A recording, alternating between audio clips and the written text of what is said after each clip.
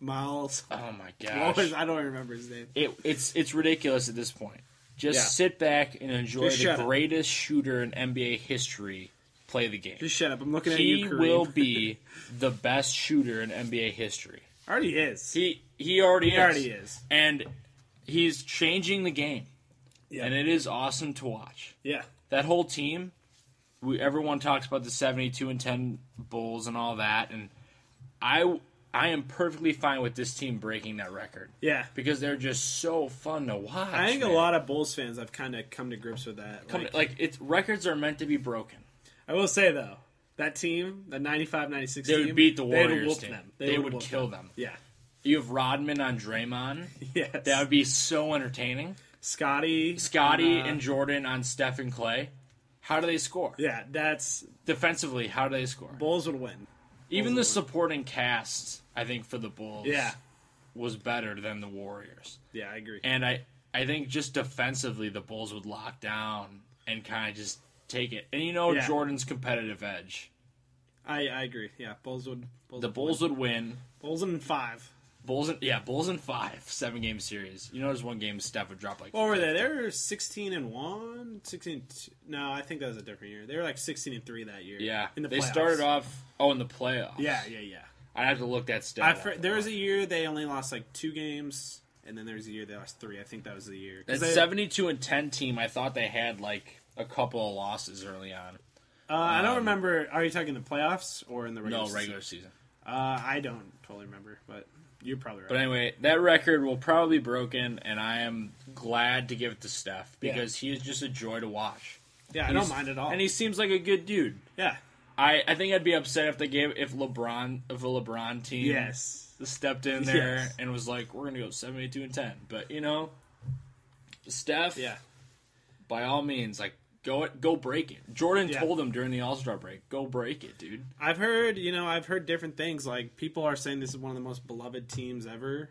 And, like, just Steph is just a guy, everyone, who doesn't like him? Like, I mean, it's hard to meet And people. you have Steve Kerr, a former Bull, coaching the team who was on that team. And Luke, who's probably going to go to the Knicks in the offseason. Can the Bulls sign him as a coach? Not even kidding. No, because, Reinsdorf and Garpax won't fire Hoiberg, and I don't think they should. I don't think so? No, not yet. I don't think so. There needs to be a little bit of breathing room, and like I've said before on this show, I've said Hoiberg needs to be surrounded with guys who want to play Hoiball, who want to go up and down, who can adjust. But Hoiberg, you got to give him like a 2 to 3 year grace period here. 2 to 3 year. At least 2 years. I don't necessarily agree with that. 2 years of just seeing what he can do with the right players in the system, because this year he wasn't given much of a choice. I'll say this. If they don't make the playoffs, I would take a good long look at it. But we'll see. I think they will make the playoffs. I think they'll be a 7 or a 6 seed. I think and they then will you too. match up with a team like Boston, with a team like Toronto, who they play pretty tough. Toronto, they play well. Boston, a little bit tougher. Good young team, probably be very motivated with Brad Stevens as their coach. They'll make the postseason because with Jimmy Butler coming back, and this team getting healthier, I just don't, with the amount of talent that they have, I just don't see them missing the playoffs. They would be a shocker if they missed it. But like you said, they'll get Jimmy back, and Derek will play his. He's playing better. Or I don't know. No, he's been playing better. I know he's been playing better, but still, there's that. Am I going to play? And he said all that stuff about if I'm not healthy, I'm not going to play. Mm-hmm. And I was like, okay. Well. And I wrote about this on Bulls Block. Here's my mindset behind Derek. Yeah. You know what you're going to get, right? You know you're going to get a guy who's complacent. Mentally, he's kind of all over the place. Yeah. If he says he's not good to play, he's not good to play. Nothing's gonna change that. And Hoiberg came out and defended him, like big time, and said, Derek wants to play more than anyone else. It's like us and the training staff who are like kind of saying, take it slow or whatever. I've come to agreement with the fact that Derrick Rose is going to be kind of on again, off again with those injuries. But he's still going to play more games this season than he has in the last 3 seasons combined. Yeah. Already trying to make 70 starts or something. I'm okay with that. Yeah. Perfectly fine. if you're going to miss some games just to rest for a regular season game, that's fine. I think Chicago fans get like mad at the whole say that now, though. General soreness thing, but now when you're in a playoff race, now it gets important. That's what I'm saying. You say that now. Every game from this point on is a must-win. Yes. Tomorrow's game against Orlando is a must-win. Mm-hmm. Absolutely a must-win. They cannot lose that game. Yeah. Orlando's behind them. They're young. They got a little bit of talent on there. The only good thing I see about the race right now is there's like 4 teams at like 30, they're all jumbled 31 wins. Before tonight's game against the Heat, the Bulls were in tie for 6th place. Yeah, like Charlotte is at 31, and I think whoever's above them is at 31 too. So like it's all jumbled up. Yeah. I do have something I want to say about Derek though. Yes. He said that thing about I want to, be healthy enough for free agency. I don't know if you saw that. That was early in the season. That was not at this point. It was early in the media day, and he said, I want to build up to that's a little strange. It all took all of us. Don't get that. And honestly, when free agency comes, I don't want the Bulls to re-sign Derrick Rose. Neither do I. They need to diverge away from him. They need to move on. And they need to start building around Jimmy because Jimmy's here. Yeah.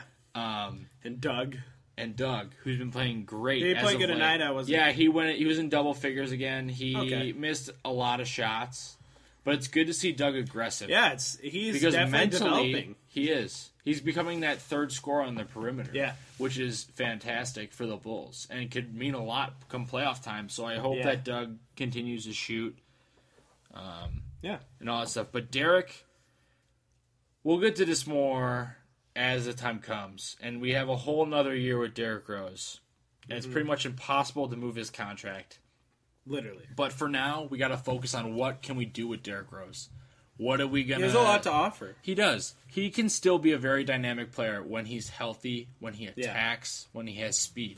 When he's playing smart, he can still be that really solid player. You've seen he's been averaging 20+ a game over his past 3 or 4 now, and he's attacking still, even tonight.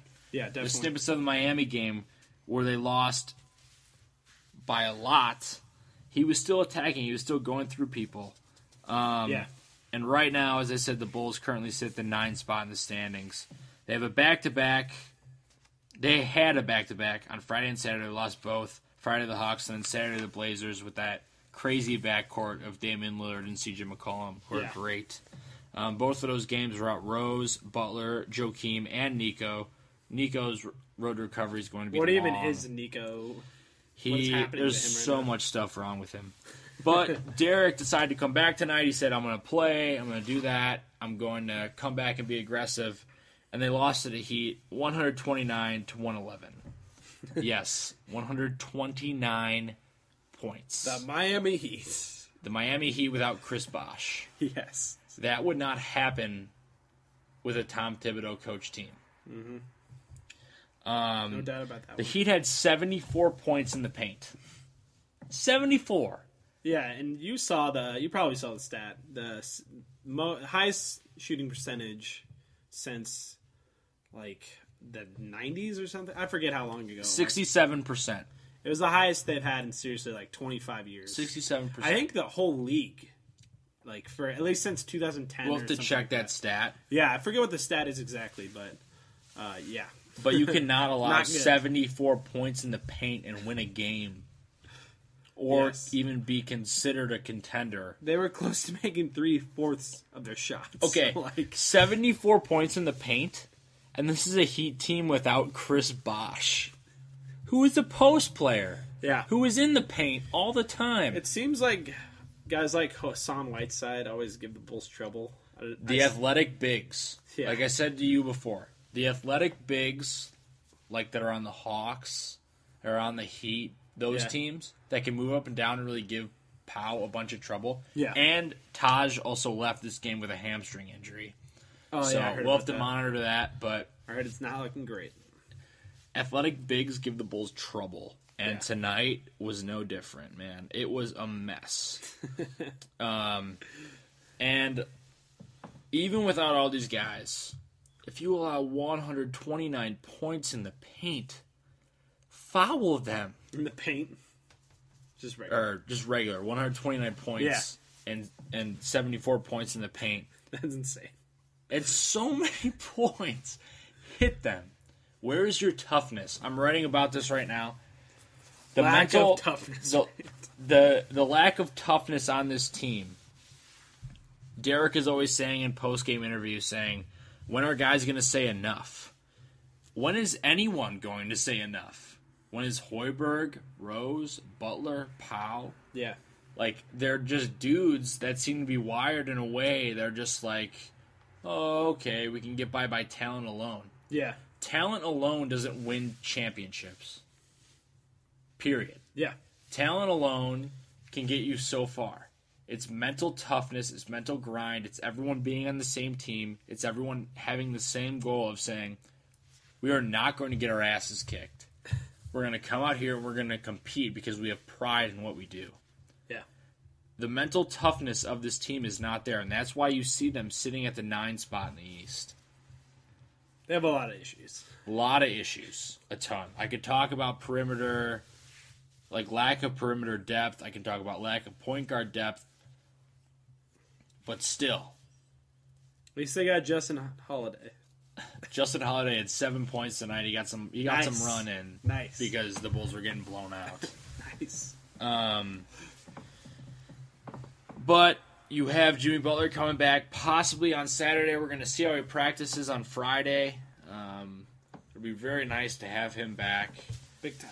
Need him. And we really need him for perimeter defense because you saw guys just getting into the lane and finishing over Powell, who doesn't present much of it. Who's a human turnstile. Yep, as I like to call him. And so hopefully Jimmy comes back soon. And then it's a stretch run now. Bulls got to show up. If they don't, that playoff streak is snapped, and they look less appealing in free agency for sure. But at least they do get a lottery pick. As of right now, they have a 0.5% chance of getting Ben Simmons. The next Derrick Rose. The next Derrick Rose. Ping pong balls bouncing. That's what it was last time. It was like 0.3 or something like that. 0.8, I think. 0.8? Okay, well, still 0.8% chance. That's not very high. Yeah, but they did it. They did it. All right, enough about this Bulls stuff. Yeah. Let's get to our meatballs of the week.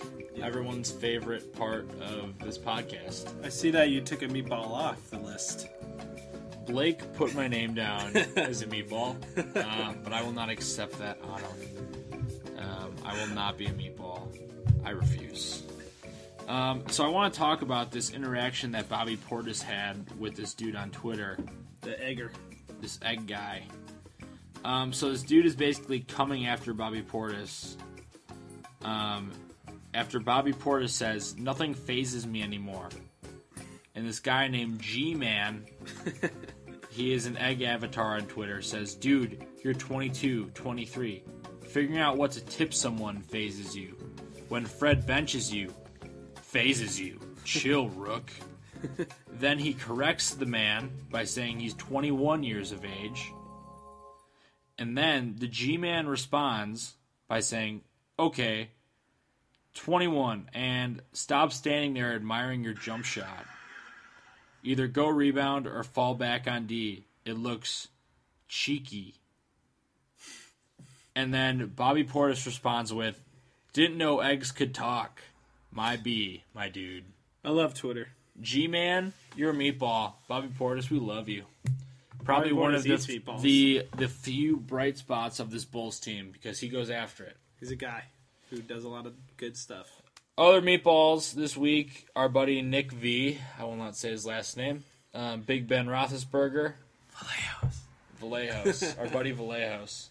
Yeah. And then the St. Louis Blues at the deadline.